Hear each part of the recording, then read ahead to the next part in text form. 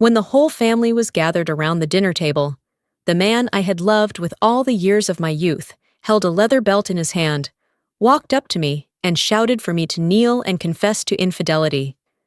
The belt cracked through the freezing air like a blade, severing all justice and truth.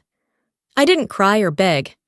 I simply pulled out a USB and plugged it into the large TV in the living room. The entire family sprang to their feet as the screen lit up with a scene of my father-in-law and my sister-in-law, my husband's brother's wife, tangled together in a shameful position. My name is Camila, 35 years old, a programmer for a tech company in Detroit. That Christmas Eve, I drove to the grand mansion in Bloomfield Hills, where my father-in-law, Richard, always held the party with his signature military discipline. The entire house was lit up like a barracks, decorated in classic style. From the tablecloths, wine glasses, to the mealtime, everything had to follow his orders. I brought along a still warm apple pie, trying to stay calm as I stepped into the freezing atmosphere that awaited inside. As always, everyone sat in predetermined order, like every year before, dead silent, as if even dropping a spoon would break the rules. Richard sat at the head of the table, whiskey glass in hand, eyes sharp and cold as razors, scanning each person to ensure no one dared to speak before he allowed it. Just as I set the pie down on the table, my phone suddenly lit up. A Christmas message from my boss. That tiny sound pierced the silence like a bomb, startling everyone. Kevin, my husband, immediately snatched the phone, his face flushed red after reading the festive message. He turned to his father, awaiting his reaction, and within seconds, Richard bellowed like giving an order to a soldier.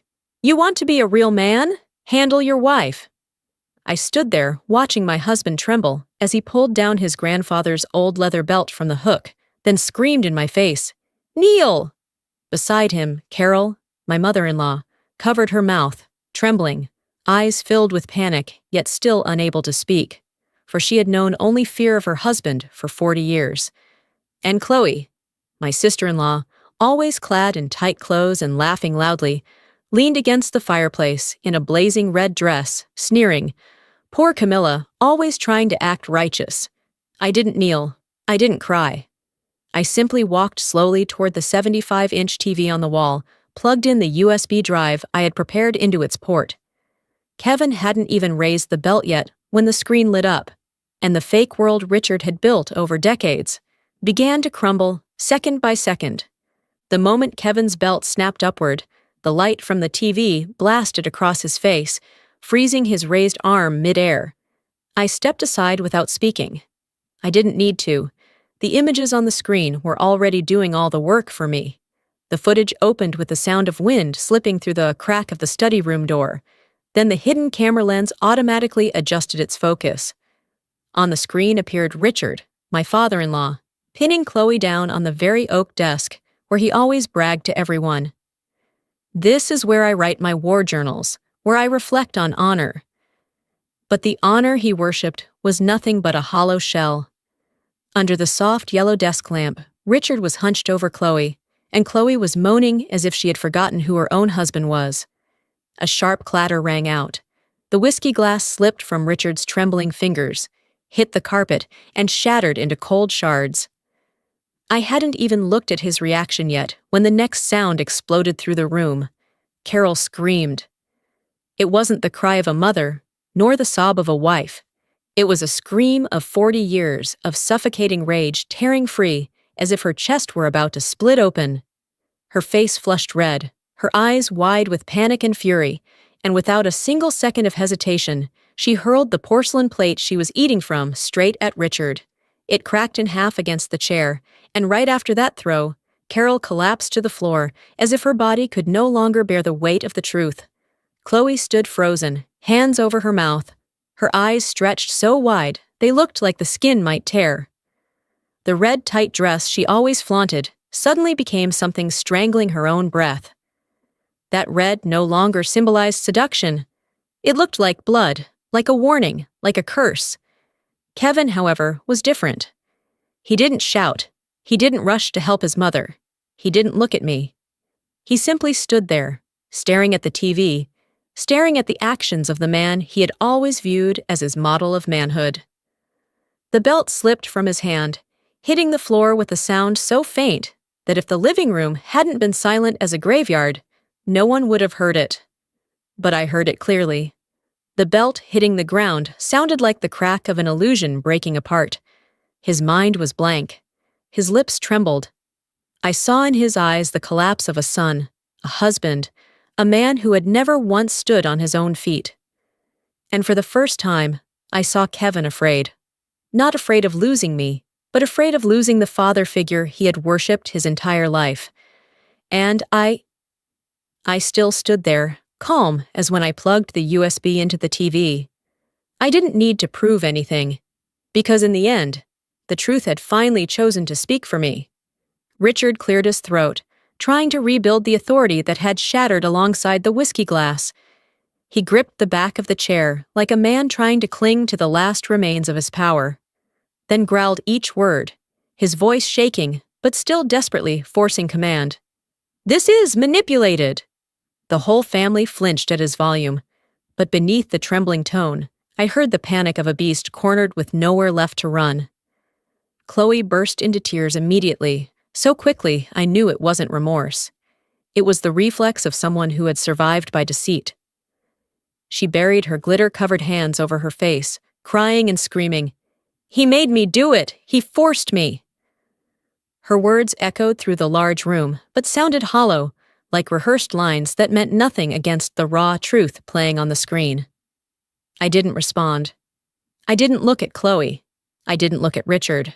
I simply dragged the timeline down and opened the remaining videos, 23 clips, documenting 2 full years of Richard's secret affair with his own son's wife. What stunned everyone wasn't the quantity, but the familiarity. The same room, the same oak desk, the same yellow lamp, the same way Richard locked the door, the same way Chloe nuzzled into his chest, the same way Richard placed his hand on her back, as if it were the most natural thing in the world. And then came video number 11, the one I knew would rip apart every mask left. Chloe moaned loudly, her voice clear as if echoing directly into the living room. "Daddy, hurry! Mike is coming to pick me up," Richard replied, his tone filled with pleasure and shamelessness. "Relax, sweetheart. I'll tell Mike to go buy you some fresh oysters." Chloe in the video burst into laughter, a sharp slicing sound that cut through the frozen air of the living room.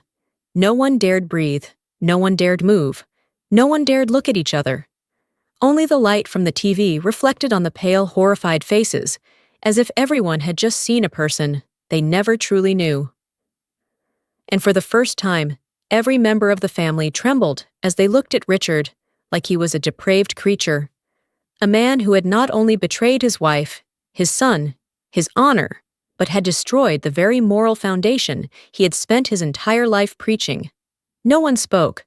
Only the video continued to play, and each passing second felt like a slap landing directly across Richard's face. And in the moment, the room sank into that suffocating silence. My mind replayed a different film, one I had kept to myself for the past 2 years. The tiny fragments I had seen but brushed aside because I wanted to believe in this family. Until today. I remembered the first time I sensed something was wrong. It was an autumn evening as I cleaned the kitchen after a family dinner. Richard walked in, wearing his usual navy blue sweater. As he passed by, a strange scent hit me. That expensive oud rose perfume I knew well because Chloe always sprayed it on, even boasting, "I love this scent, it makes men turn their heads." I told myself it was nothing. Maybe she hugged her father-in-law. People do that. But when I stepped closer to gather the napkins, the scent still clung deeply to Richard's sweater, heavy and intimate, like someone had pressed themselves against him, not a polite greeting. That was the first clue. Then came Thanksgiving.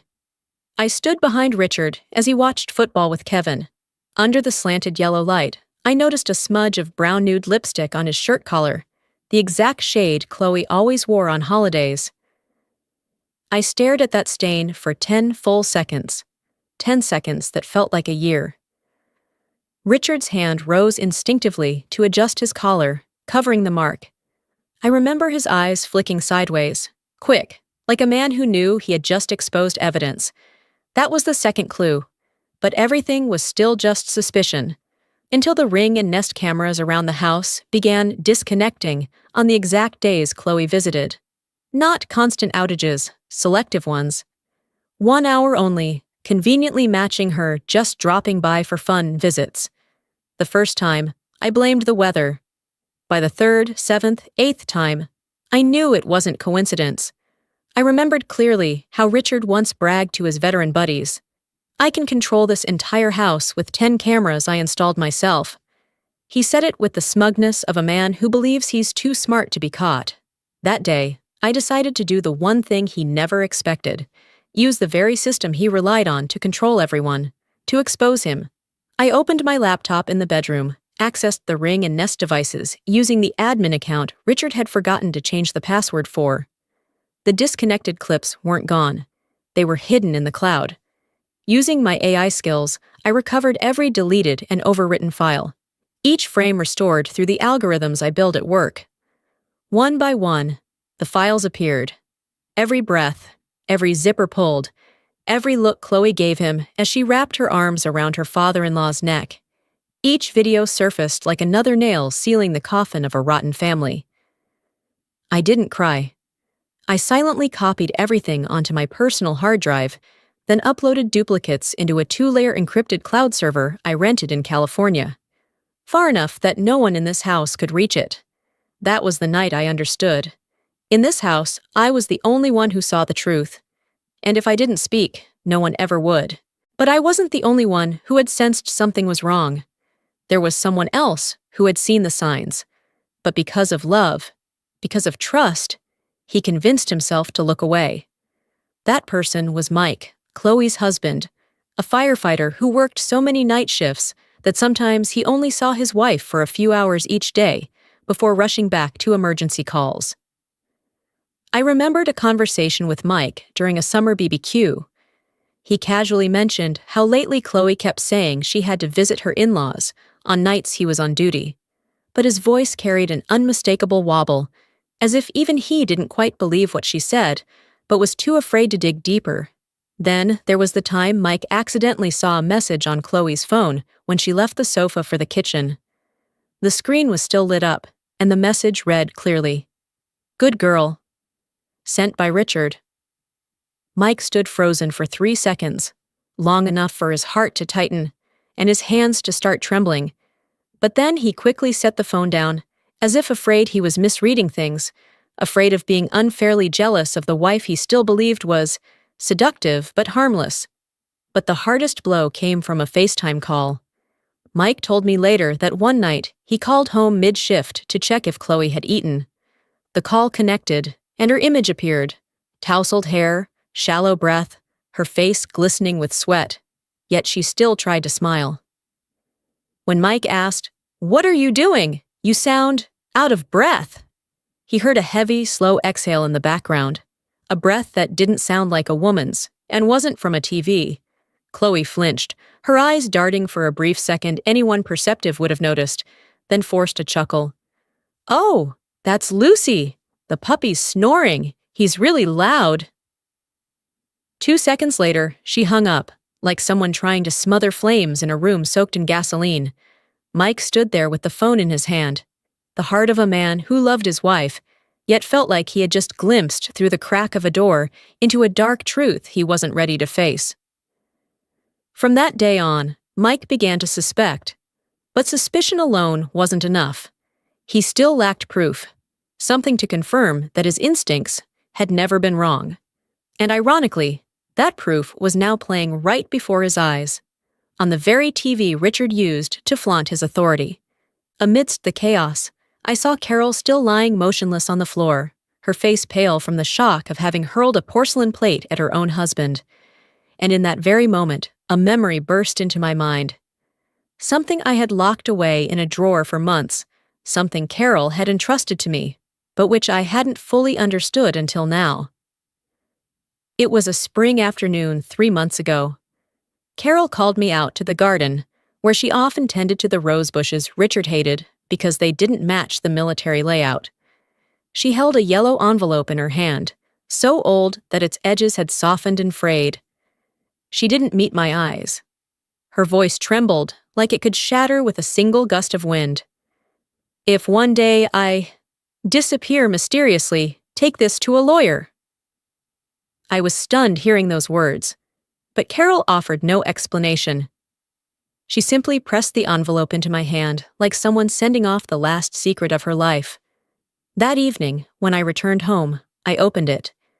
Inside was an old photograph of Carol in 1994. One eye blackened, her lip split, her cheek so swollen she was unrecognizable. A Carol I had never seen.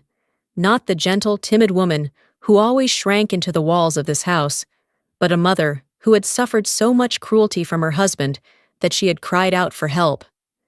Beneath the photo was a police report, with the date, time, Carol's statement, and that of Officer Freddie H., who had taken the case. But at the bottom of the page, one handwritten line: "Case withdrawn by victim." I remember asking Carol, "Why did you withdraw?" She only smiled, a smile so sorrowful it chilled me to the bone. "Because he threatened to take Kevin and Mike from me, and I knew he could do it." Now, with everything being laid bare on the screen, I finally understood. Carol hadn't just lived in a toxic marriage, she had been imprisoned by fear for 40 years. An entire lifetime. Not because she was weak, not because she was naive, but because she was a mother, and mothers will endure pain if it means their children can be safe. But today, for the first time, her silence broke. The plate she threw at Richard wasn't an outburst. It was the first explosion from a heart that had been suffocating for 4 decades. And I knew, if I didn't keep going, all of her sacrifices would disappear into the dark again. And at that moment, as I looked at Richard standing petrified in front of the TV, other pieces in my mind began falling into place. Small financial details I had once questioned, but never found a satisfying answer for. I had been managing the family's expense system, not because Richard trusted me, but because he saw me as the tech daughter-in-law who knows computers, so just handle this for me. I was used to checking the monthly spreadsheets, making little reports at Richard's request, as if it were routine admin work. But the more I reviewed, the more something felt off. There were recurring transactions labeled under vague terms: maintenance cost, outdoor upgrade, consulting fee.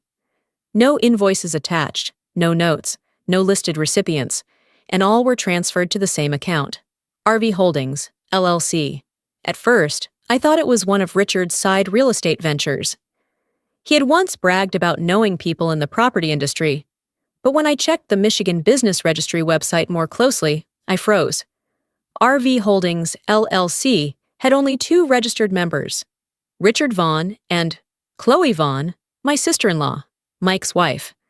The same woman who had just been shown naked on the TV minutes ago. When I discovered this, I sat in silence for hours in my tiny home office, my hands ice cold, my heart pounding like it might burst. Not from jealousy or shock, but from the visceral sting of betrayal, like a slap across the face. Richard hadn't just betrayed Carol, or Mike, or the family. He had used the family's shared assets to fund his affair with his daughter-in-law.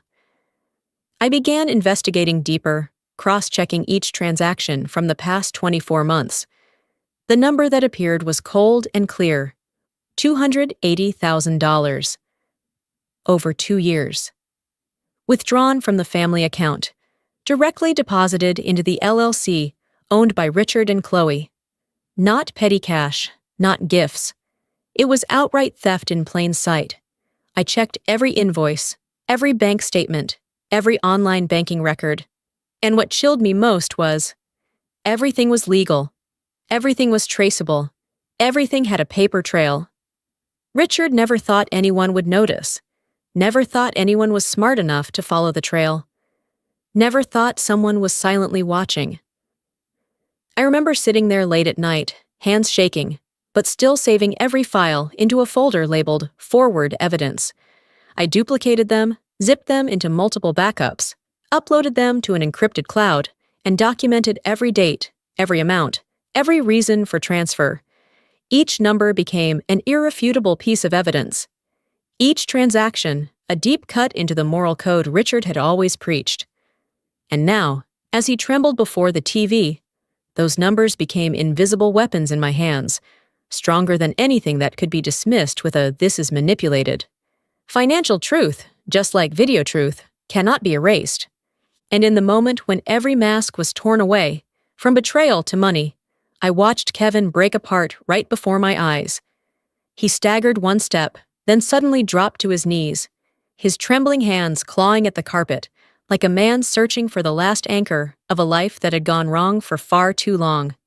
His voice cracked, as if something was lodged in his throat. I was tricked. "I'm sorry, Camilla. I'm sorry." His shoulders shook violently.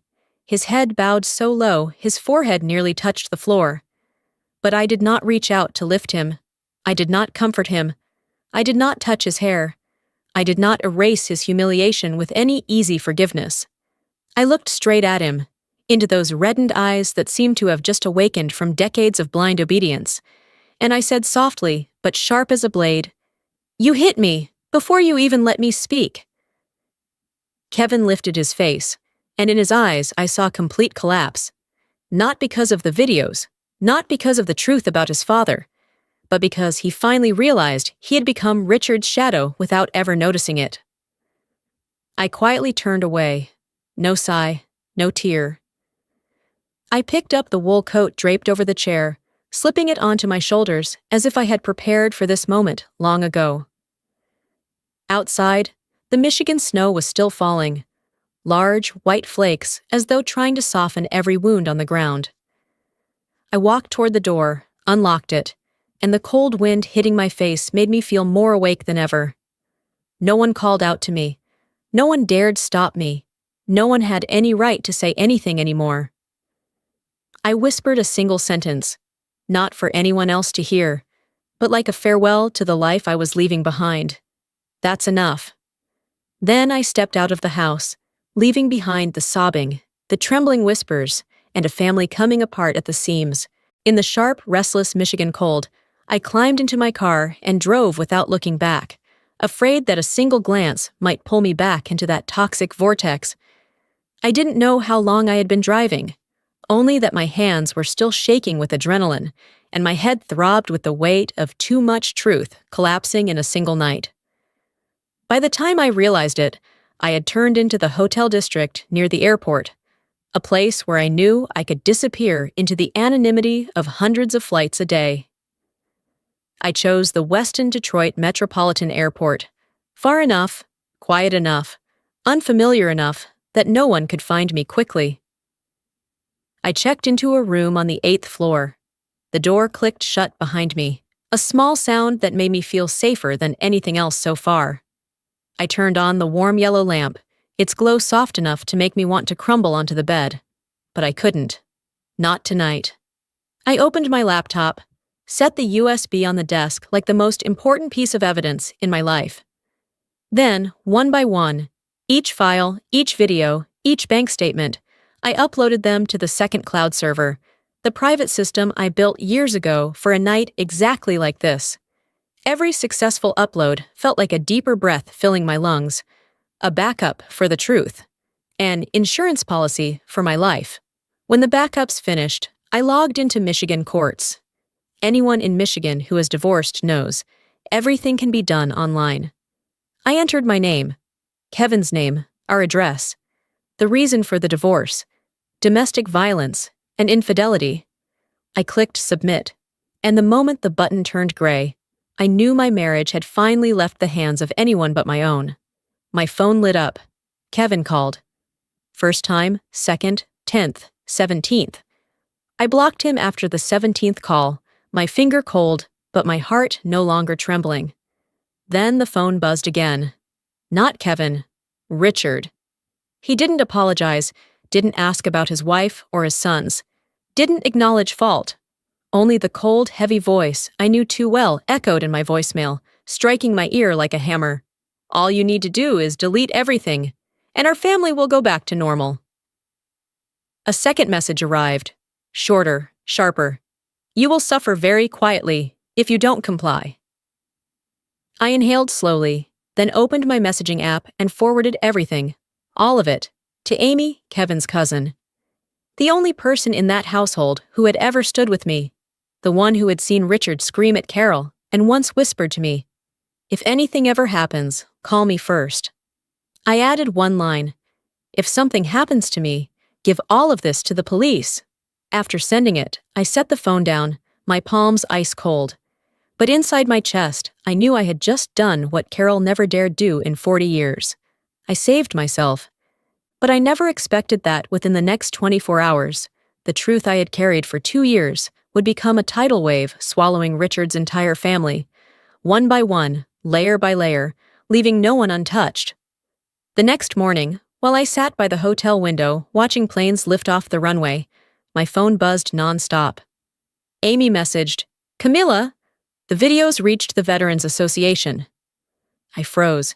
Richard had lived for his honor as a retired lieutenant colonel, lived for the nameplate at his door, reading Lieutenant Colonel Vaughn, Ret, lived for the rigid Sunday morning ritual, where he forced Carol and his sons to stand in silence for 2 minutes as the flag was raised. And now, the Veterans Association had issued an official notice. Richard was stripped from the honor roll. No hearing, no reconsideration, just one line, severe ethical violation. His former comrades, the ones he always bragged still respect the hell out of me, immediately turned their backs, not because of the affair itself, but because he had used the military's name to conceal his private filth. The neighbors in Bloomfield Hills were no less ruthless. It took only one leaked clip, and yes, it leaked, for whispers to spread like weeds after rain. The Honorable Colonel slept with his daughter-in-law? Unbelievable. And with that scandalous Chloe, no less. Poor Carol, all those years.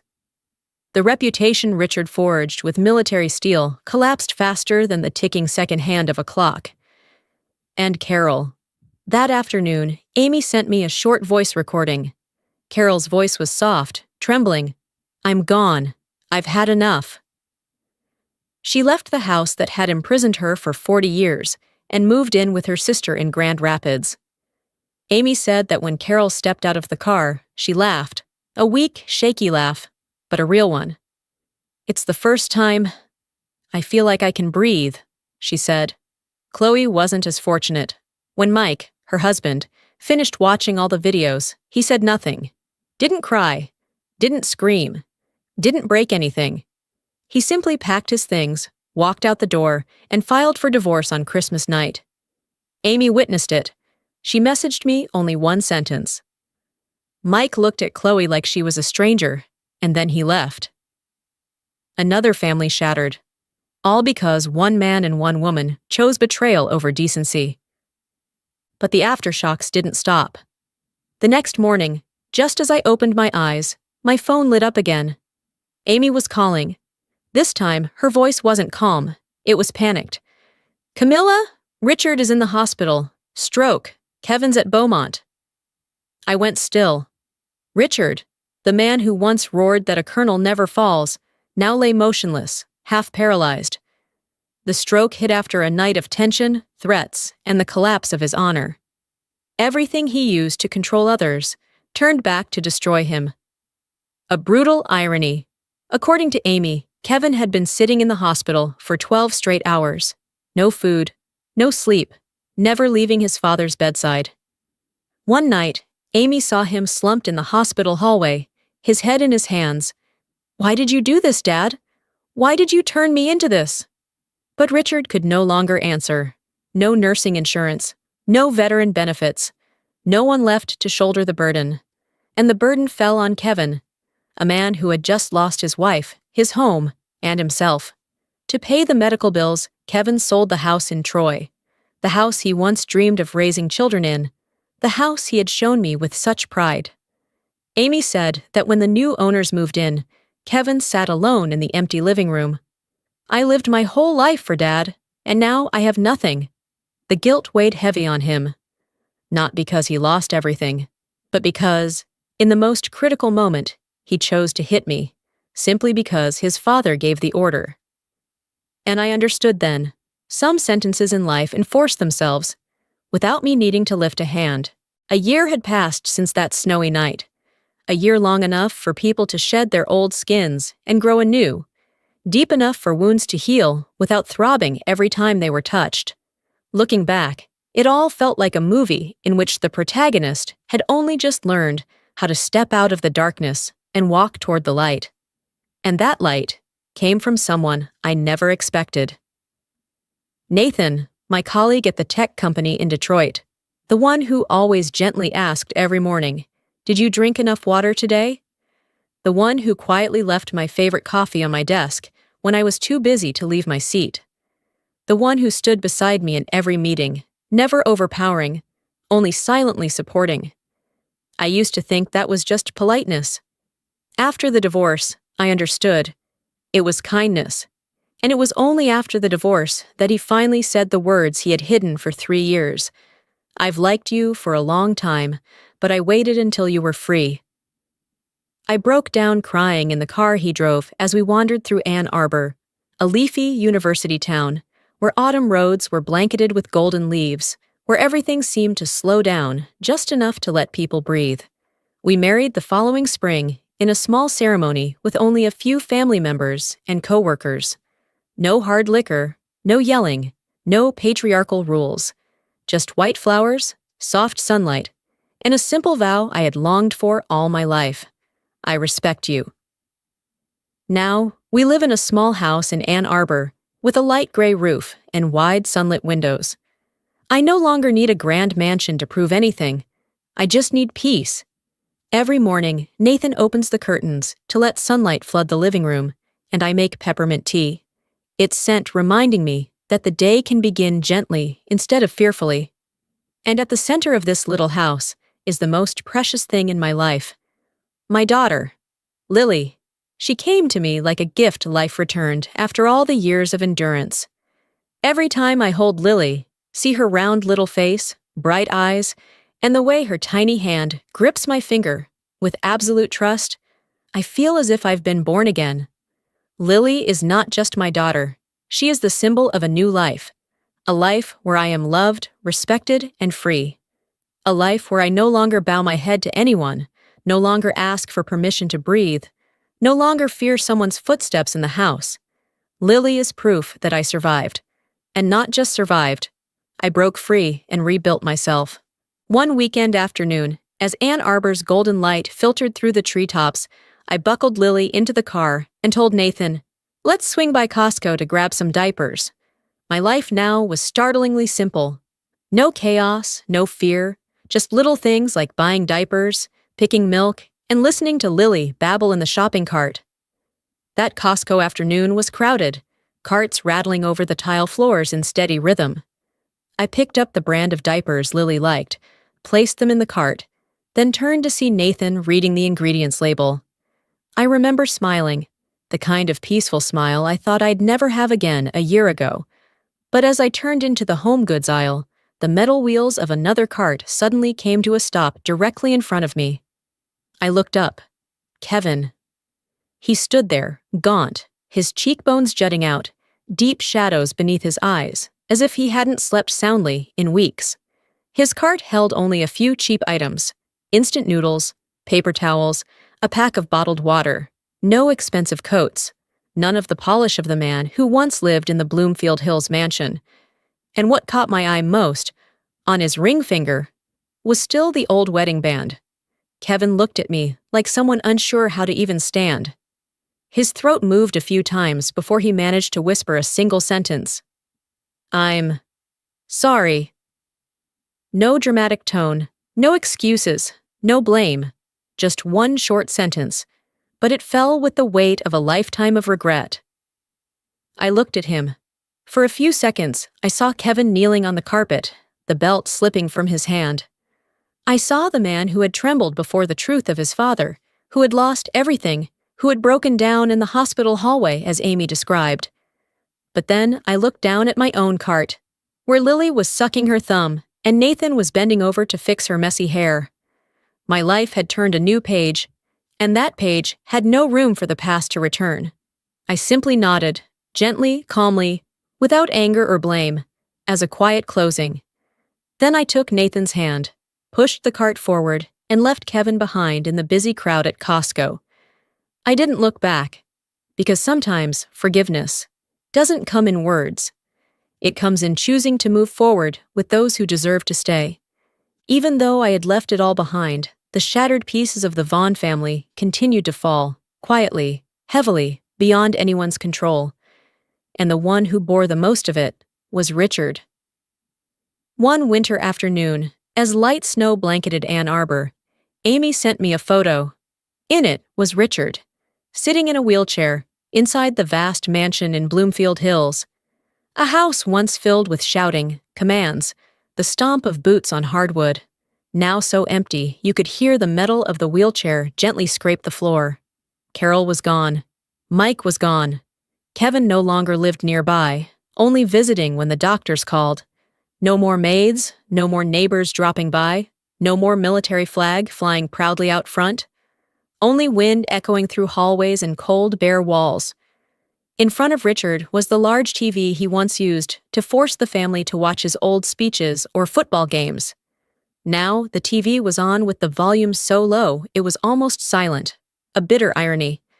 The man who once used his voice to control others could no longer speak a full sentence, and no one cared to listen.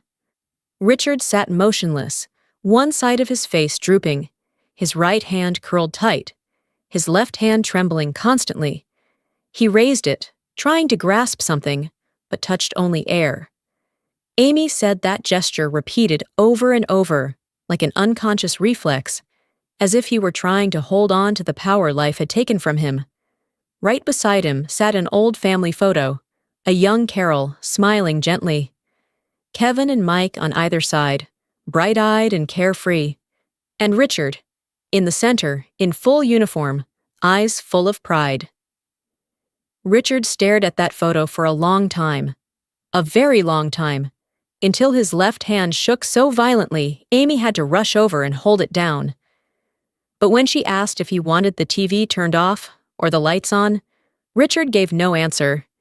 He only looked at the photo like a man who had finally realized, too late, that he once had a family. And he never knew how to keep it. Now that everyone had left, all that remained was silence, cold, and an old man trembling in a wheelchair inside a house far too large and far too empty.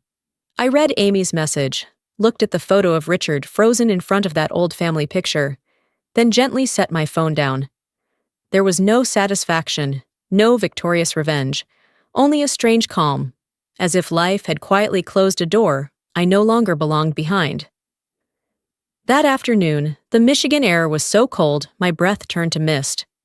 I carried Lily to the car. She giggled, her arms flailing, eyes sparkling like morning dew on the windshield. I placed her in the back seat, buckled her in, then wrapped a cream-colored scarf around her neck so the wind wouldn't sting her skin. Nathan stood beside me, his hand resting lightly on my shoulder, a reminder that I no longer had to face anything alone. I closed the car door. A breeze swept past, lifting my hair gently. Michigan was still as cold as the year I left the Vaughn house, but I wasn't the same. I was warmer, freer, more at peace. And in that moment, my 10-year story, the arguments, the silences, the emotional bruises, the nights waking in fear of shouting, all of it condensed into a single closing truth.